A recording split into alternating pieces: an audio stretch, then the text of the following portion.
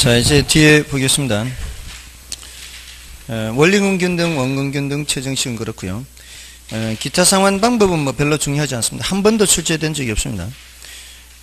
나중에 뭐 한 번 정도는 뭐 문제풀이 하면서 나오겠습니다. 다음에 314쪽의 고정금리, 변동금리는 이거는 뭐 원리금균등, 원근균등, 최정식보다는 좀 중요도가 낮습니다. 보다는 중요도가 낮고요. 그 특징이 대출금리가 고정되어 있는 거죠. 대출금리가 고정되어 있고 예금금리는 오르락 내리락 하죠. 고정금리는 그렇습니다. 그러니까 고정금리, 변동금리 하면 이걸 이제 생각을 해야 되겠죠. 변동금리는 이게 예금금리 오르락 내리락 함에 따라 대출금리도 오르락 내리락 하는 거죠. 그래서 이거는 금리 변동 위험을 누가 부담하는 거예요? 금리 변동 위험을 대출자가 부담하는 거죠. 금리 변동 위험을 이제 대출자 부담. 요거는 차입자 부담이죠. 근데 어제 알았는데요. 지금 다른 정확하게 국어 대사전을 안 봐서 그런데 대출자의 사전적 의미가 빌려주거나 빌린 사람 이렇게 돼 있어요. 빌려준 사람도 대출자고 빌린 사람도 대출자면 뭐 어떻게 사용하라니 지금 그 인터넷에 올라 있는 그 국어사전이 잘못된 거 아닌가 싶은데 아무튼 그 인터넷에 그렇게 돼 있어도 우리는 그렇게 하면 안 돼요. 빌린 사람은 차입자, 빌려준 사람은 대출자 이렇게 해야 됩니다. 자, 이런 경우에는 어떤 이제 위험을 부담하는가 하면은 이 대출자가 금리 상승하는 시기에는 수익성이 악화가 되는데 금리가 하락하는 시기에 수익성이 개선되는 게 아니라 그랬죠. 이때 무슨 위험이 있다고 했어요? 조기 상환 위험이 있어요. 그래서 조기 상환 위험이 있어서 갑자기 뭐 무슨 연극 무슨 무대에 뭐 이런 무슨 스텝이 움직이는 것 같았어요. 자, 이 조기 상환할 위험이 있어요. 그래서 이렇게 금리 변동 위험을 대출자가 부담하는 거고요. 요것은 전체적으로는 차입자가 이제 금리 변동 위험을 부담하는데 여기서는 이제 주로 이제 두 가지가 많이 나오는데요. 하나는 금리 조정 주기가 짧을수록 누가 더 많이 부담한다? 금리 조정 주기가 짧을수록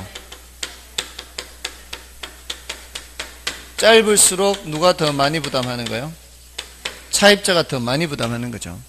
어차피 금리를 조정한다면 이제 더 자주 조정해야, 즉시 조정을 해야 되고, 금리 조정 주기가 길면 길수록 그건 뭐에 가까워진다라고 보면 되는 거예요. 고정금리에 가까워진다라고 보면 되는 거죠. 10년마다 금리 조정하겠다. 이건 뭐, 안 하는 거나 다름없잖아요. 10년 만기 대출 받는 거나 똑같은 거 아니에요. 뭔 뜻인지 아시겠죠? 금리 조정 주기를 길게 해보세요, 길게 해보면은, 이게 고정금리에 가까워지는구나. 그러면 대출자가 더 부담이 되겠구나. 이렇게 반대로 생각하면 되니까. 이렇게 조정을 해보면 되죠, 이렇게. 맞나요? 그러니까 그 생각을 안 하고 사람들이 그냥 단지 외우려고만 하니까, 어려운 거죠. 금리 조정 주기를 짧게 할수록 누가 부담한다? 차입자가 부담한다. 그러면 여기에서는 전반적으로는 대출자 입장에서 유리한데 이것도 치명적인 단점이 있다 그랬죠. 어떤 단점이 있다 그랬어요? 금리가 상승하는 시기에 상승하다 보면 어떻게 해요? 차입자가 채무 불이행할 수 있죠. 금리 상승 시기에 차입자의 무슨 위험? 채무 불이행 위험이 있죠. 이게 큽니다. 그러니까 이 조기 상환 위험은 고정금리 하에서 금리가 하락할 때 나타나는 거고요. 조기 상환 위험. 조기 상환 위험이든 채무 불이행 위험이든 누가 다 부담하는 위험이에요?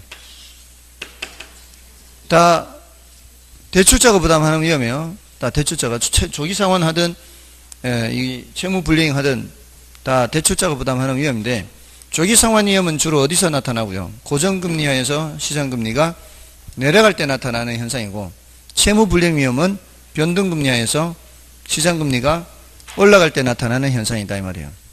됐나요? 자, 이런 거고요. 그래서 이 금리 상승의 상한을 정하기도 해요. 금리 상승의 상한을 정하게 되면은 금리 상한 이상으로는 안 올라가죠. 여기서 올라가다 여기서 멈춰 이렇게 가다 내려가는 거예요. 이렇게. 이러면 누가 유리한 거예요? 차입자가 유리하죠. 돈 빌린 사람이 유리죠. 더 이상 안 올라가니까. 그죠? 근데 이렇게 하면은 차입자가 유리하기 때문에 처음에 출발할 때 이 마진을 좀 폭을 높여요. 출발할 때 마진을 좀 높여서 상한이 없을 때는 요 마진으로 이렇게 가는데 상한이 있으면 마진을 좀 더 높여서 간다고 이렇게. 뭔 뜻인지 아시겠어요? 그만큼 뭐든 기브 앤 테이크. 사람 사는 건 다 기브 앤 테이크죠.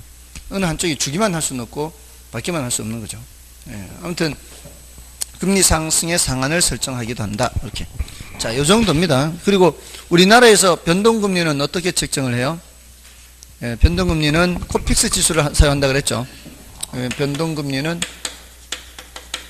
코픽스 지수를 사용해서 이게 이제 기준금리가 코픽스 지수죠. 여기다 이제 가산금리를 더하는데 시중은행연합회에서 예금 상품들의 가중평균 금리를 말해요. 평균적인 예금 금리라 보시면 돼요. 이게 평균적인 예금 금리고 거기에다가 이제 마진을 붙이는 거잖아요. 그래서 이게 대출 금리가 되는 거지. 이게 대출 금리. 얘가 변한다는 얘기죠. 그러니까 그 기준금리가 바뀌면 대출금리도 바뀐다. 이렇게. 자, 이 정도면 됐고요. 자, 이제는 넘어가셔서 이제 유동화를 보겠습니다. 유동화. 저당 유동화예요.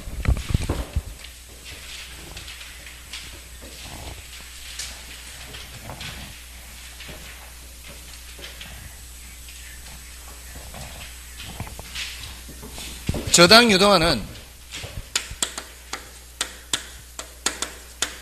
번역을 잘 해야 되죠. 저당 채권을 유동한다. 이렇게. 저당 채권을 유동한다 그러죠. 저당 채권은 뭐를 저당 잡은 거예요? 주택을 저당 잡은 채권이죠. 주택을 저당 잡은 채권을 유동화한다는 것은 현금화한다. 이렇게 생각하시면 돼요. 그러니까 이 개념, 구조, 효과, 그다음에 그걸 통해 발행하는 증권. 자, 이 증권이 좀 난이도가 높아요. 여기까지는 그렇게 어렵지 않은데 증권이 난이도가 좀 높으니까 이걸 좀 주의를 하셔야죠. 자, 일단 이 저당 유동화 제도가 도입된 거는 IMF 때 1차 금융기관이 여기 차입자들한테 대출을 해주면 이게 돈이 넘어가면서 이제 채권을 갖게 되겠죠. 1차 금융기관이. 그러니까 IMF 직전에 이 집 사느라고 사람들 많이 대출받았단 말이에요. 근데 IMF가 터지면서 금리가 어떻게?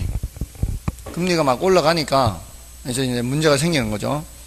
사람들 막 시장 돈이 막 급하고 이렇게 이 은행에 돈이 부족해지는 거죠. 은행에 돈이 다 빠져나가고 예금주들 예금 찾으러 막 달려오는 거죠.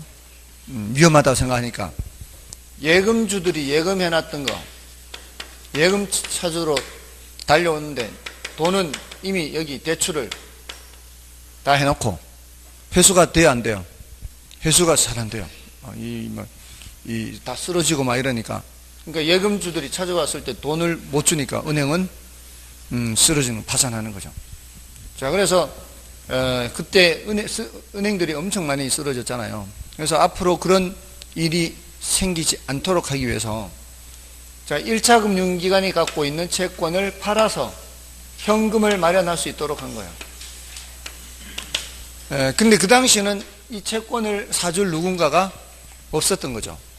그래서 IMF 이후에 2차 금융기관을 만든 거예요. 그래서 한국주택금융공사가 그 역할을 해요. 한국주택금융공사나 유동화 전문회사라는 데서 이 채권을 사주는 거죠.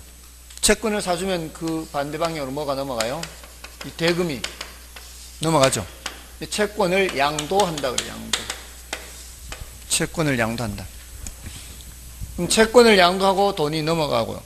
그게 이제 뭐예요? 유동화되는 유동화. 이거는 현금화, 현금화. 저당 채권을 현금한다. 누가 갖고 있는?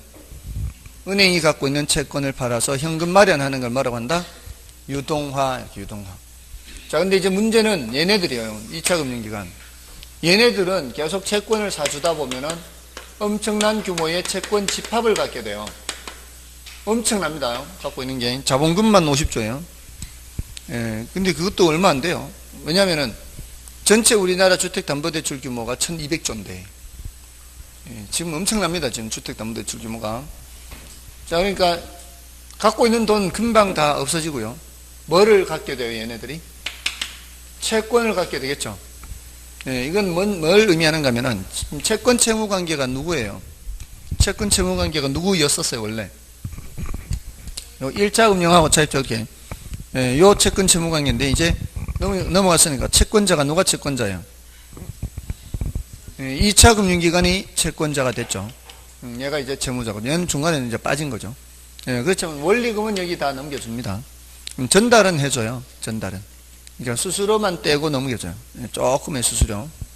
예, 근데 이제 얘가 채권자가 됐는데 얘가 이제 원리금을 받잖아요. 근데 문제는 얘도 돈을 마련해야 또 계속 사줄 수 있을 거 아니에요. 그러니까 얘가 돈을 어떻게 마련하느냐 말이죠. 얘가 돈을 마련할 때 증권을 발행해요. 증권을. 그러니까 이게 증권을 사는 사람들을 투자자라고 하는데 증권을 만드는 이유가 덩치가 너무 크거든요. 이게 엄청난 규모잖아요. 그래서 이 엄청난 규모인데 만기 10년짜리는 10년짜리 끼리, 만기 15년짜리는 15년짜리 끼리 이렇게 채권의 그 종류별로 묶어요. 비슷한 것들끼리 묶으면 요거를 패키지라고 해요. 패키지. 비슷한 것끼리 묶은 거 이걸 패키지를 하는데 그 패키지로 이렇게 비슷한 게 묶어도 수천억이에요. 한 묶음이 수천억. 그만큼 규모가 크다고요. 근데 그 규모가 큰 거를 누가 사주겠어요? 한 사람이 사기에는 어렵잖아요. 예, 그러니까 증권의 형태로 이렇게 바꾸는 거예요. 이렇게 크기를 나눈 거죠. 예, 요거를 근거로 해서 증권을 만드는 거예요. 예, 이와 관련된 증권 이와 관련된 증권을 만들어서 예, 투자자들한테 매각을 하면 그 수익률이라는 게 있을 거 아니에요. 증권 수익률. 그 증권 수익률이 괜찮으면은 예, 그 대금을 이제 사겠죠. 사면 그 산 돈이 이쪽으로 넘어오는 거죠. 그러면은 이제 예, 다시 또 사주면 채권을 사주면은 돈이 넘어가고 그럼 대출을 계속 해줄 수가 있는 거죠. 이론적으로는 계속 이제 무한히 예, 갈 수는 있는 거죠. 현실적으로 이제 중간에 비용이 발생하니까 그렇지는 않고요. 현금화 또는 증권화를 포함해서 얘기를 하게 돼요. 현금화 또는 증권화. 그러니까 현금화하는 요 채권을 현금화하는 과정뿐만이 아니라 증권화하는 과정이 있어야 계속해서 돈이 이쪽으로 넘어오기 때문에요. 자, 요게 이제 개념인데 요거를 어려운 표현으로 신용창조 이런 말을 쓰기도 해요. 신용창조. 현금을 만든다 이런 의미예요. 예, 새로운 현금이 만들어진다 이런 의미를 갖고 있어요. 신용창조의 수단으로 삼는다 이렇게. 자, 여기서 구조는 개념은 그렇고요. 구조는 1차 저당시장, 2차 저당시장 이렇게. 1차 저당시장은 여기를 말해요. 여기 사입자와 1차 금융기관으로 이루어진 시장. 시장하면 뭐 생각하라 그랬어요? 수요 공급자. 그래서 여기 자금 수요자, 자금 공급자고요. 2차 저당시장하면 여기가 자금 수요자, 여기가 자금 공급자예요.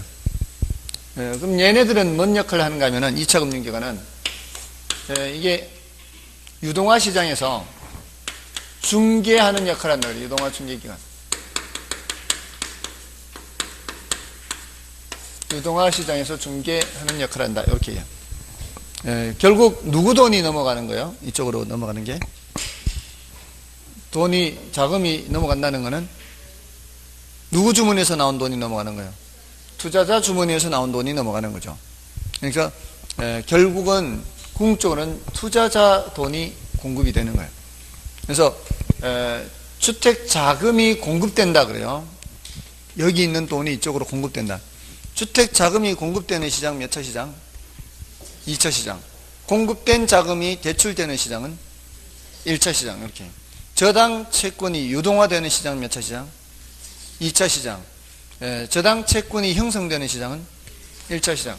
그러니까 반대쪽으로 생각하면 되는 거죠. 대출이 될 때 반대쪽으로 채권이 만들어지는 거고요. 유동화가 될 때 자금이 공급되는 거죠. 맞나요? 채권이 유동화될 때 이쪽으로 넘어갈 때, 현금화가 될 때 이쪽으로 돈이 넘어가는 거예요. 맞나요? 반대쪽으로 생각하는 거죠. 대출이 이루어질 때 채권이 형성되고. 그렇죠? 여기 이제 1차 시장, 2차 시장이에요. 그리고 요 1차, 2차라는 말하고 요거하고 헷갈리면 안 되죠. 1차 금융기관이고 얘는 2차 금융기관이고 1차 시장이고 2차 시장이죠. 그래서 1차 시장에서는 얘네들이 등장해야 하네요. 등장하지 않으니까 얘네들은 1차 시장과는 아무 관계없다. 직접적인 관계없다. 직접적인 관계. 여기서는 차입자가 등장하지 않죠. 차입자는 2차 시장과는 직접적인 관계가 없다. 이렇게. 시장의 등장인물이 아니기 때문에. 시장의 등장인물이 아닌 것은 직접 관계가 없는 거죠. 2차 시장과는 직접 관계가 없다. 이렇게. 됐나요? 자, 이게 이제 구조입니다. 그 다음에 이제 효과는, 우리나라는 얘 때문에 도입됐거든요. 1차 금융기관. 1차 금융기관의 뭐를 높여주기 위해서? 유동성을 높여주기 위해서. 요거를 통해서 현금화하기가 쉬워지죠. 현금화하기가 쉬워지는데, 자, 1차 금융기관이 이 채권을 반드시 팔아야 되나요? 반드시 팔아야 되는 것은 아니죠. 1차 금융기관에 이거 팔아버리면 수익이 없잖아요. 1차 금융기관의 수입원이 바로 뭐예요? 이자 수익이잖아요. 금융기관이 돈놀이 하는 데 아니에요. 돈놀이 하려면 채권을 갖고 있어야 되겠죠. 채권을 갖고 있어야 이자를 받을 거 아니에요. 근데 채권을 팔아버리면 이자를 가질 수가 없죠. 대신 수수료는 가질 수 있는데 수수료는 얼마 안 된단 말이에요. 수수료 수입은 부수입인 거지. 부수입이 얼마 안 되는 거죠. 그러니까 얘네들은 평소에는 갖고 있다가 이자 수익 얻다가 어떤 때만 팔면 되는 거예요. 돈이 부족할 때. 그러니까 돈이 부족할 때 팔면 된다 이 말이에요. 근데 옛날에는 돈이 부족하더라도 이거 팔 수가 없었잖아. 이런 게 없었으니까. 근데 이제는 언제든지라도 돈이 부족하면은 팔 수가 있잖아요. 그러니까 유동성이 높다라는 얘기는 언제든지 현금화하기가 쉬워졌다 이런 의미죠. 유동성이 높아졌다. 현금화하기가 쉬워졌다. 이런 의미고요. 이거는 이제 국제결제은행 기준 BIS 비율을 높인다 이렇게도 얘기해요. 국제결제은행 기준 BIS 비율은 이게 이제 위험자산분의 자기자본 이렇게 위험자산분의 자기자본. 위험자산분의 자기자본. 자, 이걸 높이려면은 두 가지 방법이 있어요. 하나는 자기자본을 높이든가 위험자산을 낮추든가. 근데 채권은 위험자산이에요? 안전자산이에요? 채권은 위험자산, 현금은 안전자산. 채권 팔아 현금 마련하면 위험자산이 줄잖아요. 그럼 뭐가 높아지는 거예요? BIS 비율을 높일 수가 있는 거죠. 그래서 이게 BIS 비율이 높아지면 은행이 좀 안전하다 이렇게 하는 거예요. IMF 때는 이게 8%가 퇴출 기준이었어요. 은행의 8%가 퇴출 기준이었어요. 아무튼 이게 이제 유동성을 높여준 거고 그 과정에서 차입자들 입장에서는 자가주택 소유 기회가 높아진 거예요. 내 집 마련하기가 더 쉬워지죠. 대출받기가 쉬워지니까.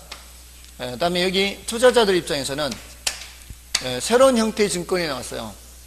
새로운 형태의 증권이 나와서 포트폴리오 구성이 다양해질 수 있다. 뭐 이렇게 얘기할 수 있어요.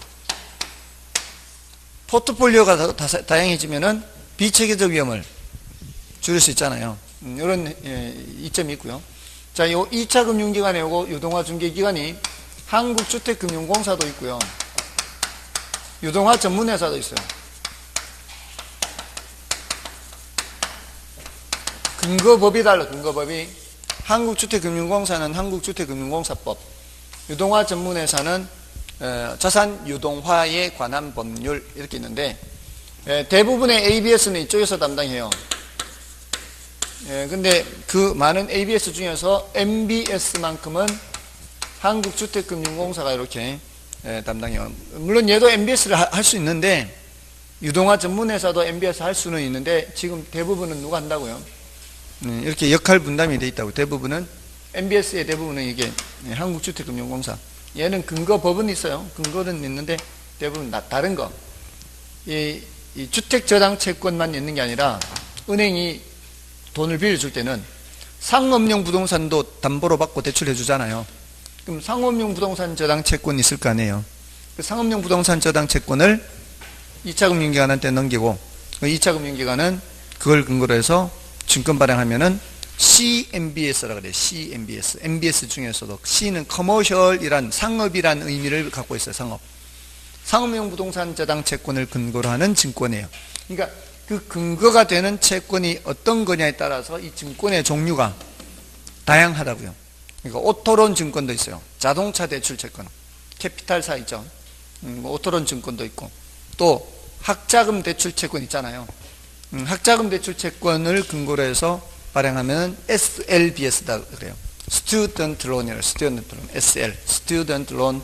자, 이런 다양한 걸 전부 다 ABS라고 하는데, 그 중에 한국주택금융공사는 어디에 초점을 맞춘다고요? MBS에 초점을 맞춘다고요.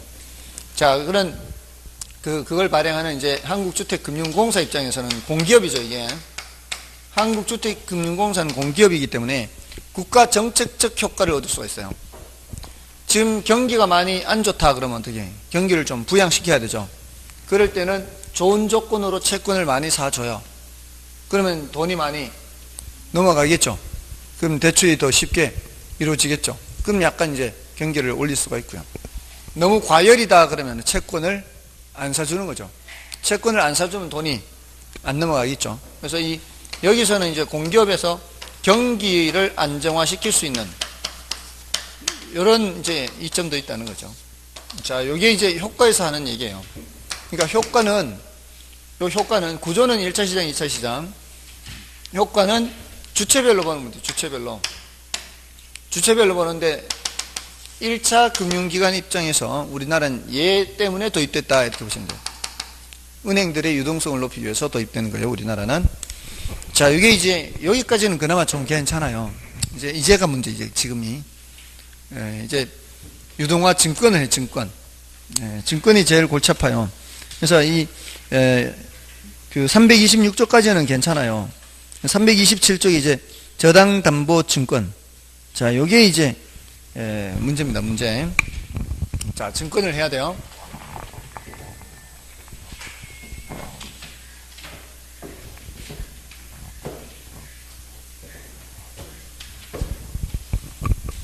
자, 이 증권.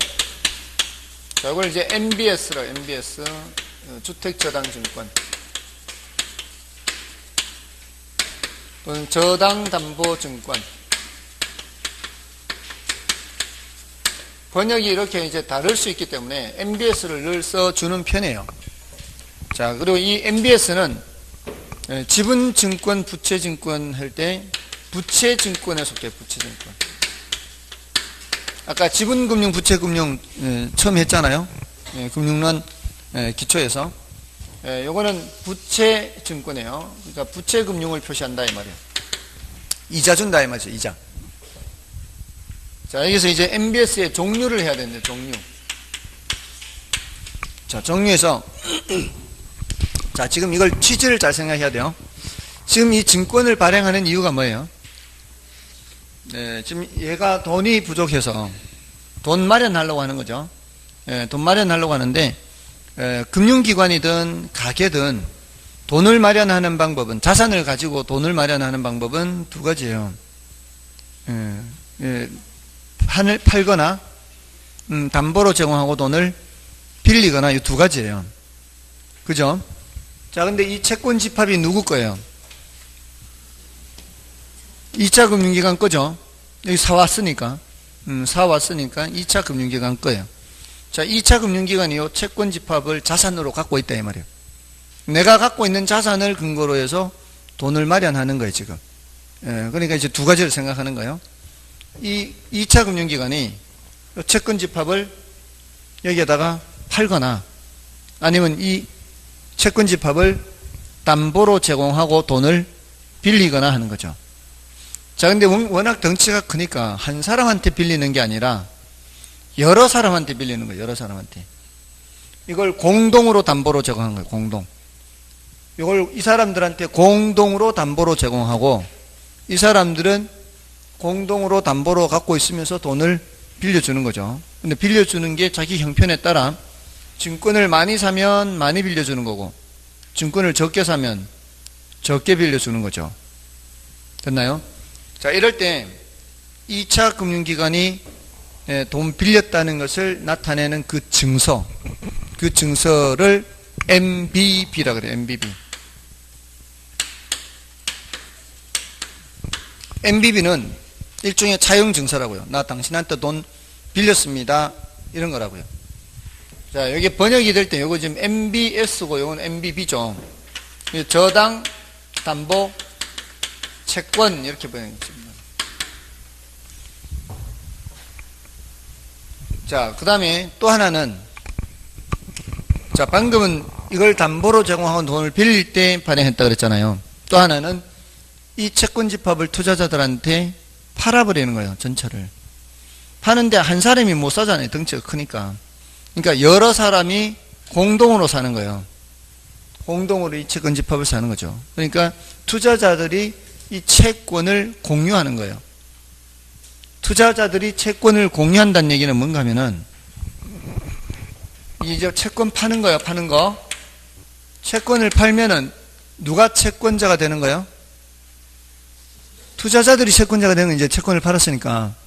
이 투자자들이 차입자들에 대해서 많은 차입자들이 있을 거 아니에요.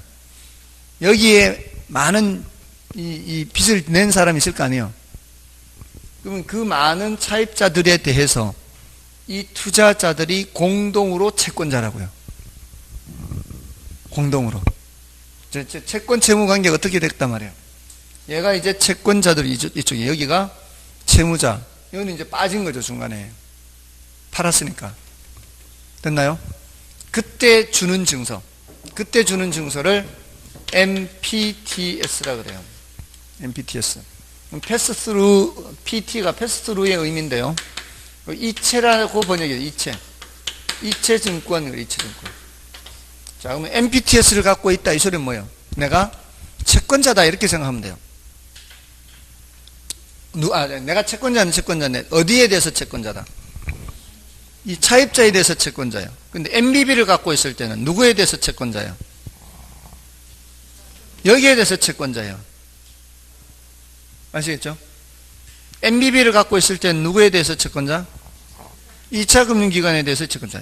별도로 이렇게 채권 채무가 새로 생긴 거예요. 원래 채권 채무 말고. 근데 MPTS를 갖고 있을 때 누구에 대해서 채권자?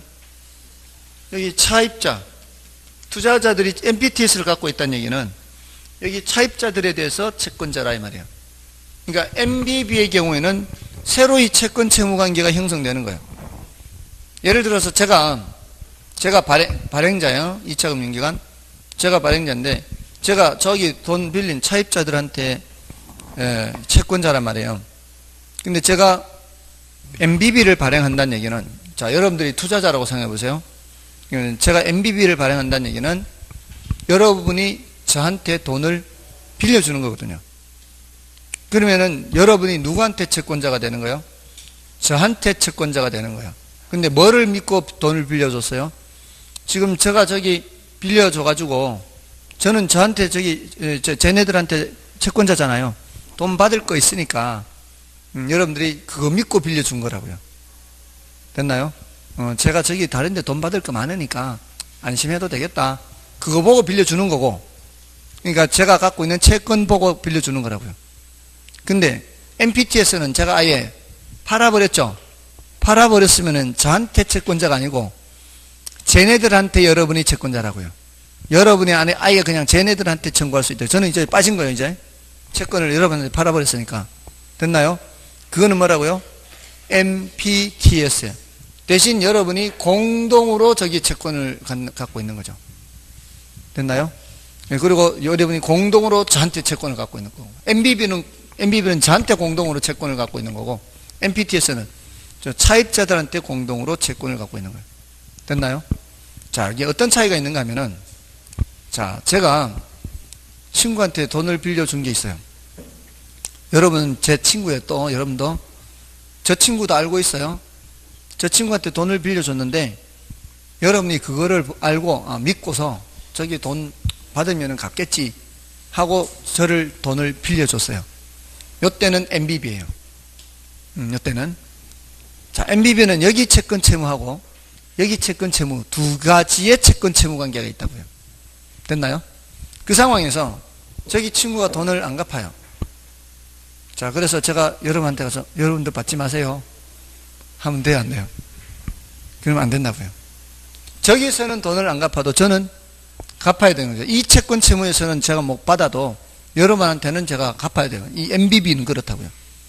그리고 저쪽에서는 일찍 갚아도 저는 일찍 갚지 않고 그냥 꼬박꼬박 갚아야 돼요. 이게 뭐라고요? MBB예요. 됐나요? 자, 근데 MPT에서는 제가 아예 팔아버렸잖아요. 팔아버렸으니까 이제 여러분들이 누구에 대해서 채권자예요? 저기 채권자는 저 채권을 팔아버렸으니까. 근데 원리금이 전달돼서 여러분한테 전달해 주는 거는 제가 계속 역할은 한단 말이에요. 자, 그러니까 저기서 돈이 한꺼번에 많이 넘어왔어요. 그럼 어떻게 해? 한꺼번에 다 드리면 되는 거지. 이렇게 나눠 드리는 거 되는 거예요. 돈이 안 넘어와 어떻게? 안 주면 되는 거지. 그러니까 MPT에서는 제 입장에서는 그냥 복장 편하게 된 거죠. 다 팔아버렸으니까. 그러면서 이렇게 수수료 떼고 이렇게 넘겨만 주면 되는 거예요. 맞나요? 근데 MBB는 어때요? 제가 부담을 다 해야죠.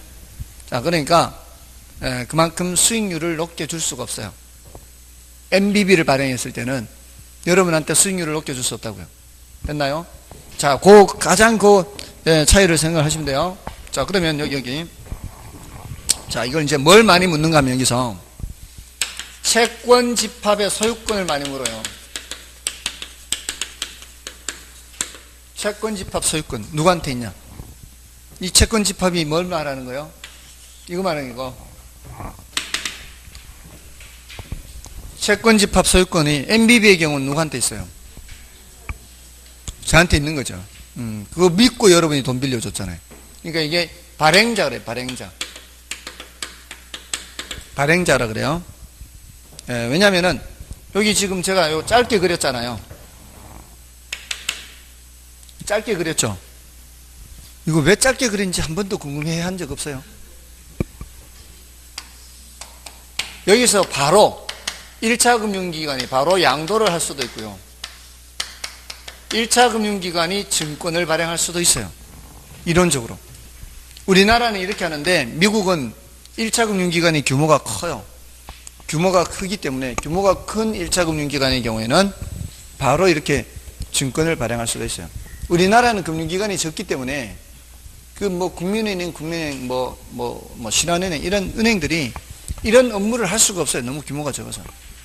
다 모아야지. 모아가지고 해야지. 금융기관에 하나가 이거 할 수 없어요. 됐죠?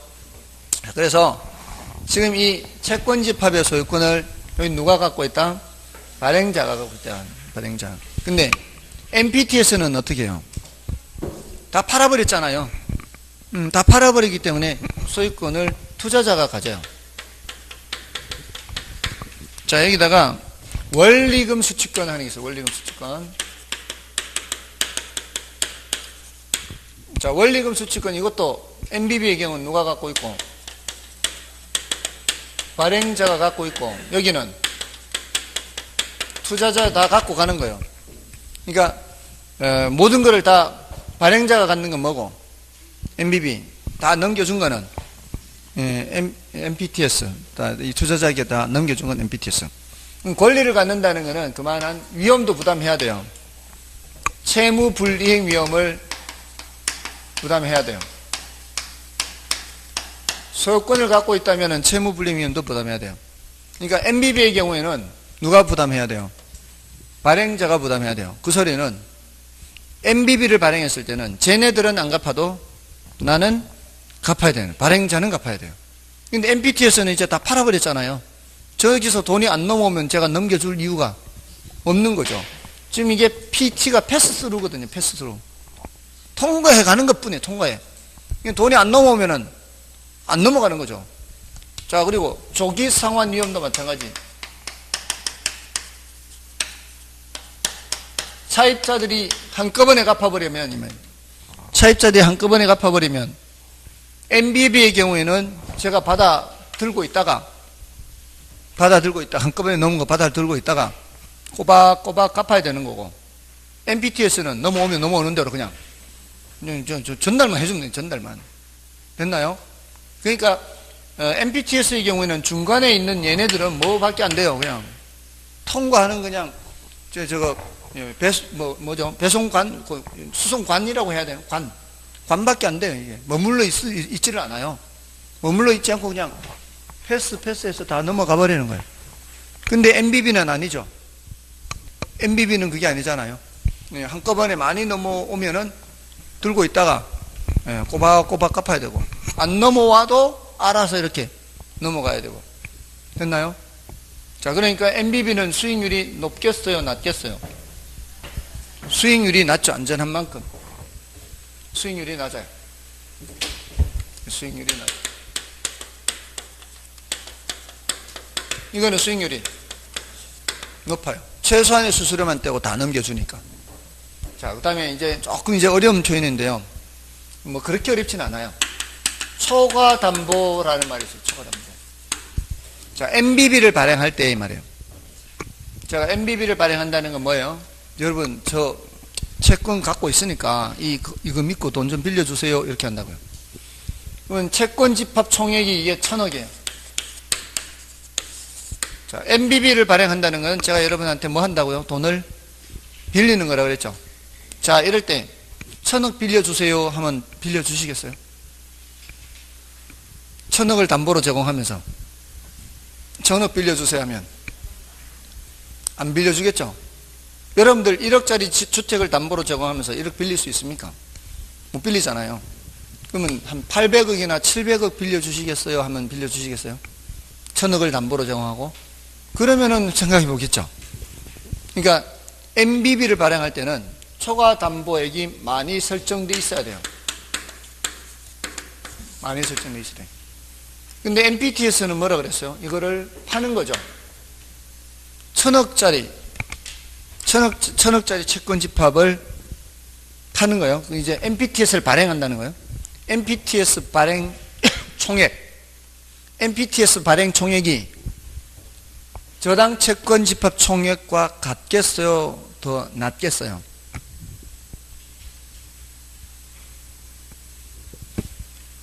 채권 집합 총액이 1,000억이고, 그러면 MPTS 발행액이 1,000억이냐, 1,000억보다 적겠냐, 이 말이에요. 네?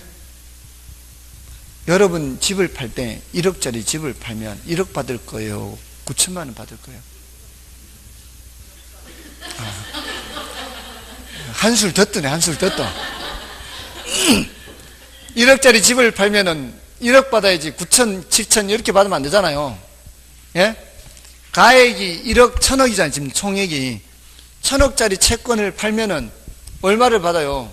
1,000억을 받아야지. 그러니까 MPTS의 경우에는 채권 집합 총액과 MPTS 발행액이 똑같다고요. 초과담보 이런 말이 있을 이유가 없어요. 파는 거니까 초과담보 이런 말이 있을 이유가 없지. 맞죠? 근데 MBB의 경우에는 담보로 제공할 뿐이잖아요. 담보로 제공하고 돈을 빌린 거니까 1,000억을 담보로 제공하면서 초과담보가 있어야죠. 1억짜리 집을 담보로 제공하면서 6천만 원을 대출받으면 초과담보가 4천이에요. 1억짜리 집을 제공하고 8천만 원 대출받으면 초과담보가 2천이라고요. 초과담보가 많을수록 빌려주는 입장에서는 안전한 거라고요. 그러니까 MBB의 경우에는 초과담보가 많이 있어야 여러분들이 살 거 아니에요. 혹시라도 얘네들 못 갚는 애들 있을 수 있잖아요. 얘네들 못 갚는 애들이 있어도 안전하게 상환이 될 거 아니에요. 됐나요? 물론 주택이 있어요. 주택이 담보로 있기 때문에, 주택이 담보로 있기 때문에 안전하다라고 생각할 수 있지만 그건 알 수 없는 거잖아요. 주택 가격이 떨어져 버리면 이렇게 회수가 안 될 수 있으니까. 됐나요? 자, 그 다음에 제일 어려운 거예요. 지금 여기까지는 시험에 나온 거거든요. 제일 어려운 건데, 요거는 이제 제일 어려운 만큼 중요도는 낮다고 보시면 돼요. 콜 방어예요, 콜 방어. 콜이 뭐예요, 콜? 부르는 거죠. 자, 투자자가 발행자를 부를까요? 발행자가 투자자를 부를까요? 저기 투자자가 발행자 오라고, 저기 투자자가 발행자 보고 오라고, 발행자 보고 여기저기서 오라 그럴까요? 발행자가 투자자들 보고 오라는 거예요. 증권 갖고 있는 사람들한테. 증권 갖고 있는 사람들이 발행자 보고 오라 가라 할 수 없잖아요. 발행자 금융기관이 누구를 오라 그러는 거예요? 투자 증권 갖고 오세요. 이게 만기가 됐다는 얘기예요. 만기되기 전이라는 얘기예요. 만기되기 전이라는 얘기예요. 만기가 되면 끝난데 뭘, 관계가 끝나버리면, 만기가 돼서 끝나면 그냥 관계가 끝나버리는 건데 굳이 오라 마라 할 필요가 없잖아요.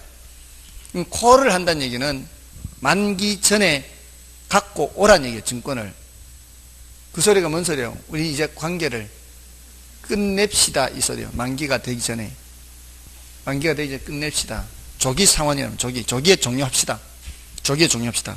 근데 MBB의 경우에는 차입자들이 조기 상환을 해도 저는 갖고 있다가 꼬박꼬박 갚아야 된다 그랬죠. MBB의 경우에는 발행자가 콜을 할 수 있어요, 없어요? 콜을 할 수가 없어요. 이제 꼬박꼬박 갚아야 돼.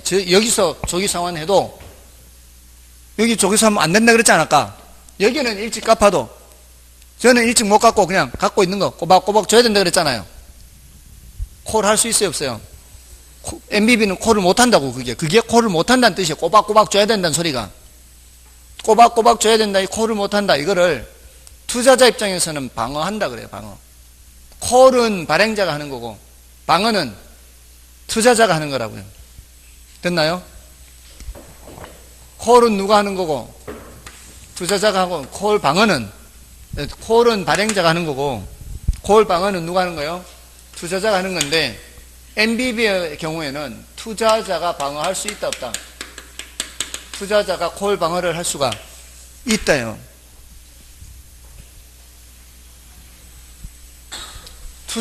발행자 입장에서는 콜을 못하는 게 이 말이에요. 발행자 입장에서 콜을 못하는 게 투자자 입장에서는 방어를 한다 이 말이에요. 방어를. 됐나요? 콜에 대해서 방어한다 이 말이에요. 콜에 대해서 방어하는 게 바로 투자자가 발행자가 콜을 할 수 없는 것과 같은 의미라고요. 콜은 누가 하는 거라고 생각해야 돼요? 발행자가 하는 거예요. 콜은 발행자가 하는데 MBB의 경우에는 발행자가 콜을 할 수가 없다. 투자자 입장에서는 방어를 한다 이렇게. 근데 MPTS는 어때요? 얘네들이 조기 상환을 해버리면 돈이 한꺼번에 많이 넘어온다 그랬죠? 그럼 어떻게 한꺼번에 넘겨주는 거죠? 그럼 오라면 가야지. 우리 일찍 끝냅시다. 한꺼번에 다 넘어왔으니까. 이제 더 이상 나 관리하기도 싫고 이제 관리는 해줘야 될 거 아니에요. 계속 돈이 들어오면. 됐나요? 이제 이거는 콜 방어 돼야 안 돼요? 안 된다고요. 됐습니까? 어려워요? 어렵죠. 이게 쉬우면은 이건 사람이 아니죠. 이거 어려운 거예요, 원래. 근데 이걸 이제 많이 물어요. 앞쪽으로 많이 물어요. 뒤쪽으로 묻는 게 아니고. 이건 난이도가 제일 높은 거예요. 이거는 안 어렵죠. 돈을 빌려주는 경우에는 담보가 있어야 될 거 아니에요. 이건 팔아버리니까 담보가 있을 필요가 없고, 다음에 팔아버리는 거니까 다 누구한테 넘어가는 거고, 투자자한테 넘어가는 거고, 담보로 제공하는 것일 뿐이기 때문에 권리 같은 건 다 발행자가 갖고 있는 거고. 자, 근데 여기에 MPTB하고 CMO가 있어요. MPTB와 CMO. 자, 요거는 혼합형이라고 해서요. 혼합형. 요것도 혼합형. 요거를 채권형이라고 그래요. 채권형. 왜? 새로이 채권 채무가 만들어졌죠. 차입자와 2차 금융기관의 발행자의 채권 채무 말고도 발행자와 투자자 사이에서의 채권 채무잖아요. 근데 요거는 다 팔아버렸잖아요. 그래서 투자자들이 공동으로 이 차입자한테 채권을 갖고 있는 거죠. 지분형이라고 그래요. 혼합형이라고 하는 것은 이 두 개 성격이 섞여 있기 때문에, 이거 두 개 성격이. MBB와 MPTS. 그래서 기본적으로 소유권은 발행자가 갖고 있어요. 근데 이 원리금 수취권, 요거는 투자자한테 넘어가는 거예요. 요거를 이체 채권이라고도 하고요. 이체 채권. 끝을 잘 보면 돼. 끝을. 증권으로 번역되는 거는 요거 S예요. 채권으로 번역되는 거는 요거 B예요. B. 근데 요거는 이제 obligations란 단어인데 요것도 번역을 뭐 채권, 증권 다 하는데 다계층, 얘는 이제 특히 다계층 채권 그래. 다계층 채권. 지금 표현이 채권으로 된다는 얘기는 기본적으로는 돈을 빌리고 빌려주는 관계예요. 돈을 빌리고 빌려주는 관계. 그래서 채권 이렇게 표현하는 건데, 요거는 발행자가 소유권을 갖고 있다는 얘기는 채무 불이행 위험을 부담한다는 얘기예요. 얘네들이 혹시라도 안 갚는 거에 대해서는 누가 책임지는 거예요? 얘네들이 혹시라도 안 갚는 거에 대해서는 이 발행자가 책임지는 거예요. 근데 혹시라도 얘네들이 조기 상환할 수 있잖아요. 조기 상환하는 거는 다 먹고 가져가야 돼요. 일찍 종료될 수는 있다고요. 만기 전에 종료될 수 있는 거는 그런 위험 부담은 누가 안고, 만기 전에 종료되는 위험은 돈을 빌려준 입장에서, 채권자 입장에서, 여기서 발행자는 채권자가 아니에요. 이제 이 둘 관계에서는 얘가 절대 채권자가 될 수가 없어요. 이 둘 관계에서는 얘가 채권자면 채권자지. 조기 상환 위험은 항상 빌려준 쪽에서 맞는 위험이라고요. 그러니까 원리금을 받아갈 수 있는 권리를 갖고 있다는 얘기는 조기 상환 위험도 가져가야 된다 이 소리예요. 그러니까 여기서 만기에 조기 상환을 하게 되면 이 말이에요. 여기서 조기 상환을 하게 되면은 누구도 조기 상환 해야 된다고요? 투자자들도 조기 상환 받아야 돼요. 그 위험을 떠넘길 수 있다고요.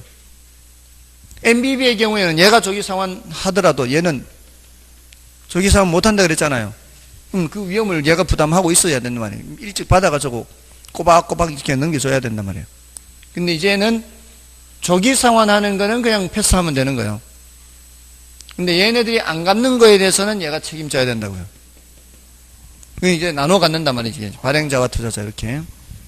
그래서 기본적으로 이렇게 생각하시면 됩니다. 기본적으로 채권 집합의 소유권은 누구한테 있다? 발행자한테 있는 거예요. 기본적으로 이제 채권으로 번역된다는 얘기는 기본적으로는 돈을 빌린다라는 거예요. 기본적으로는 소유권을 갖고 있으면서. 다만 MPTS는 모든 걸 다 싹 넘겨줘 버렸기 때문에 다 투자자한테 넘어간 거예요. 됐나요? 그래서 이렇게 기억하되 이제 제일 중요한 거. 그다음에 이제 채권형이냐 지분형이냐 혼합형이냐. 이거는 이제 MBB 채권으로, MBB는 채권형이고 얘네들이 채권으로 나오더라도 혼합형인데, 요거 보면은 또 쉽게 알 수 있어요. 이게 B자, B. B는 발행자, B읍이 B읍. 요 T 있죠, T. T의 투자자. 요 T도 있고 B도 있잖아요, 여기. 요 투자자, 발행자. 혼합형. 됐나요? MBB, 발행자.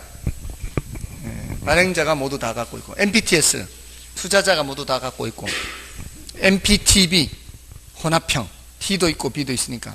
CMO도 혼합형. 됐나요?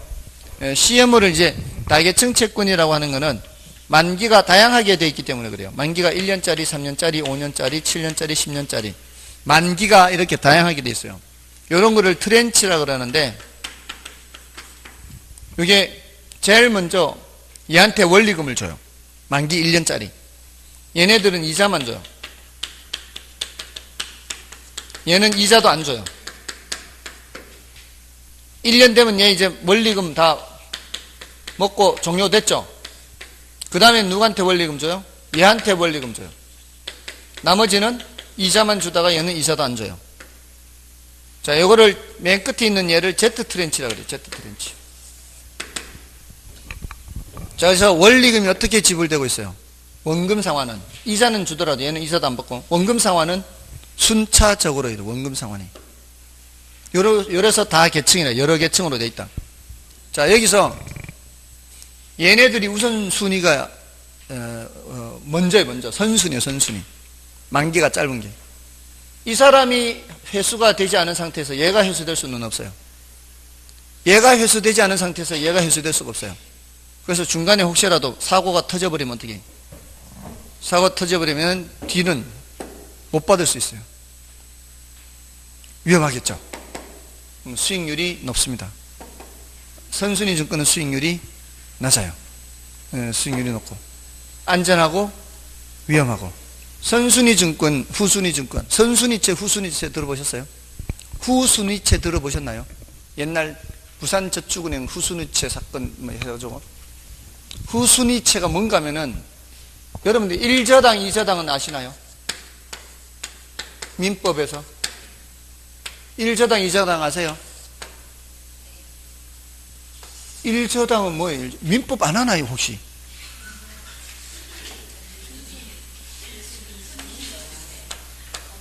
저당권 순위 1순위 2순위 이거하고 똑같다고요. 이게 1순위 2순위 이렇게. 그러니까 2저당은 엄청 위험한 거잖아요. 이거 회수 다 안 되면 이거는 완전히 그냥 날리는 거죠. 그거하고 똑같다고요. 이게 신용등급이 훨씬 높아요. 신용등급이 증권에도 있습니다. 증권에도 있고 사람한테도 있고 기업한테도 있고 국가한테도 있고. 선순위 증권의 신용등급이 높다고요. 신용등급이 낮고요. 됐나요? 이렇게 발행되는 거를 이제 다계청채. 우리나라는 이렇게 다계청채권을 이렇게 많이 발행됩니다. 이렇게 해야 구색을 갖추잖아요. 네, 뭐 1년짜리 사겠다, 3년짜리 사겠다, 5년짜리 사겠다. 됐나요? 자, 여기 이제 저당 담보 증권이에요. 자, 그래서 내용들을 읽어 보시더라도 그 328, 329쪽에 지금 뭐 일일이 다 말씀을 드리기는 어려워도 요것들 위주로 지금 채권집합의 소유권은 누구한테 있느냐, 무슨 형태냐, 그리고 초과 담보가 있느냐 없느냐, 이런 내용들. 이게 이제 이것도 있긴 해요. 이런 내용들은 이제 이런 내용 외에 다른 내용도 있어요. 있기는. 그런 내용들은 일단 패스를 하고요. 나머지는 이제 참고로 보십시오. 지금 방금 판서해 드린 것 위주로 보시면 되겠습니다. 자, 일단 유동화는 이렇게 하고요. 좀 쉬고 이제 자금 조달 방법을 하겠습니다.